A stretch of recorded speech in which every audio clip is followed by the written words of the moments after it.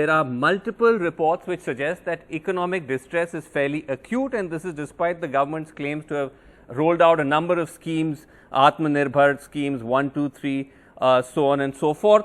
I won't sit and cite all of them because I'm sure you're familiar with them, but for instance, the Azim Premji University study, which you may have seen, which suggests that close to 23 crore more people may have fallen into poverty during the pandemic. Monthly earnings of workers have dropped. The poorest 20% households lost their entire incomes in April, May 2020, so on and so forth.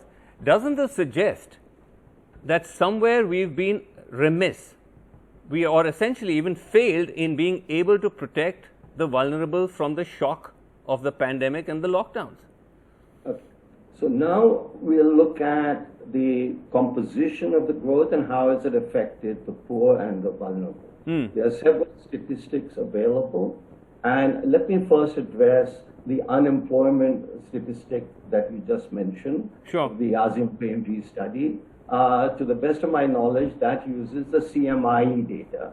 No, I didn't mention unemployment. Yeah. I just mentioned the figure about a large chunk of population falling below the poverty line, according to Azim Premji, 23 crores. Let me just address both of them. I will address unemployment, and I will address the several people falling below a poverty line. So first on unemployment, the only data that we have, high frequency data, is the CMIE data.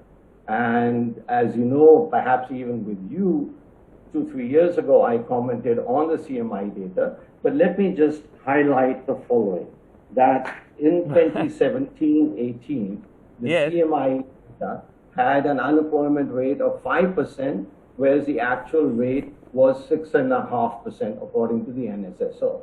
Now in 2019, which is the last time we have both the CMIE data as well as the NSSO data, the CMIE data is 7.5–8% unemployment, and the actual data, according to the NSSO, is 3.4. So now we come to the in terms of what has happened to the bottom 20%, 40%, 50%. Yes.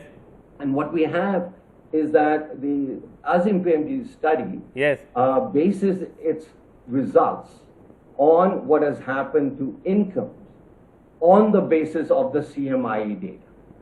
So let's be clear. That's why you are in too much of a haste.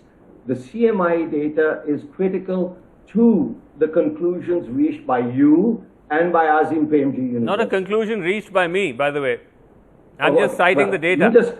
Yeah. So that's what I'm trying to address. So when I answer the data, you say, listen, you're answering a different question. So the conclusion is that the CMIE data shows a big fall in incomes. Okay. I do not know, quite honestly, how to assess that data because, or that information, because of the, in my view, the fact that this is a survey, and we do not know about the reliability of the CMIE survey for income.